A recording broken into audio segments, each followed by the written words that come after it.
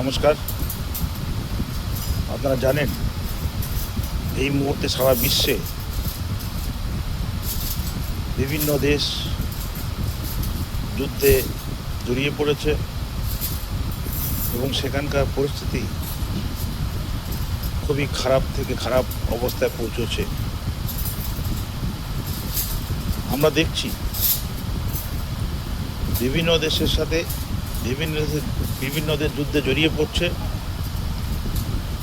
লড়াই করছে, ধ্বংস হচ্ছে, বোম, গলি, মিসাইল, রক্তস্রোত, কোনো কিছু বাদ নেই। কিন্তু আমরা এই ভারতে জন্মগ্রহণ করেছি, আমরা ভারতীয়, আমাদের দেশ রক্ষার দায় সম্পূর্ণ আমাদের। কিন্তু একটা শ্রেণী আছে যারা হামেশা এই দেশকে বদনাম করতে চায়, এই দেশের বিরুদ্ধে ষড়যন্ত্র করে এবং কি করে এই দেশের স্থিতাবস্থা ধ্বংস হয়ে যায় তার ব্যবস্থার সাথে জড়িয়ে থাকে। কিন্তু আমরা যারা সচেতন নাগরিক আছি, আমরা যারা দেশকে ভালোবাসি, আমরা যারা ভারতবাসী, আমরা যারা ভারত মাতার সন্তান, আমরা কখনোই চাই না আমাদের দেশ নষ্ট হোক, ধ্বংস হোক এবং বরবাদ হোক। আমরা চাই আমাদের দেশ সুন্দর হোক এবং সারা বিশ্বের কাছে, বিশ্বের দরবারে আমাদের দেশ মাথা উঁচু করে দাঁড়িয়ে সারা বিশ্বকে শাসন করবে। কিন্তু আমাদের আজকে যা অবস্থা, এই অবস্থার মধ্য দিয়ে ভারতবর্ষের একটা শ্রেণীর মানুষ, তারা এই ভারতবর্ষকে কলুষিত করতে চায়, ধ্বংস করতে চায়, ভারতের সমস্ত কিছুর সুনাম নষ্ট করতে চায়। আমরা ভারতীয় হিসাবে প্রতিবাদে আমরা সবসময় সচেতন থাকব। যারা ওই শ্রেণীর মানুষ কোনো অবস্থায় আমাদের মাতৃভূমিকে নষ্ট করতে পারে না, মাতৃভূমিকে কলুষিত করতে না পারে।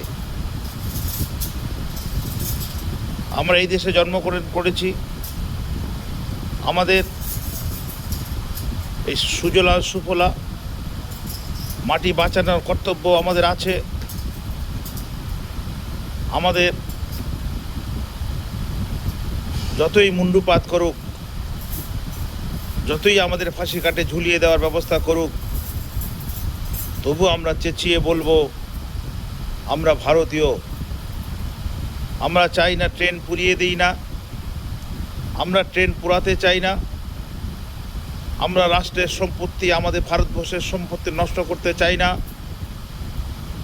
আমাদের সংবিধানকে অসম্মান করতে চাই না, আমাদের সংবিধানকে সম্মান করে যাব সারা জীবন। আমাদের ভারতের কোর্টের ন্যায়ের প্রতি আস্থাশীল থাকব। আমরা ধর্মের নামে কোনো বোম বাস্ট করতে দেব না।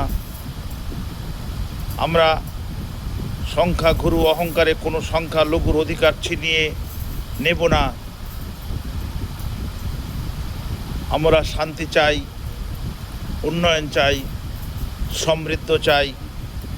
এই দেশ জগৎ সেবায় প্রতিষ্ঠা করার দায় সমবেত ভারতীয় জনগণের দায়, আমার আপনার দায়, সমস্ত ভারতীয়দের দায়। এখানে যতই দেশের মাটিতে যারা থেকেও এক শ্রেণীর মানুষ আমাদের ভারতবর্ষের বিরুদ্ধে ষড়যন্ত্র করে এবং প্রবাসে থেকেও আমাদের ভারতবর্ষের বিরুদ্ধে কথা বলে, সেই সমস্ত মানুষকে আমরা ধিক্কার জানাই।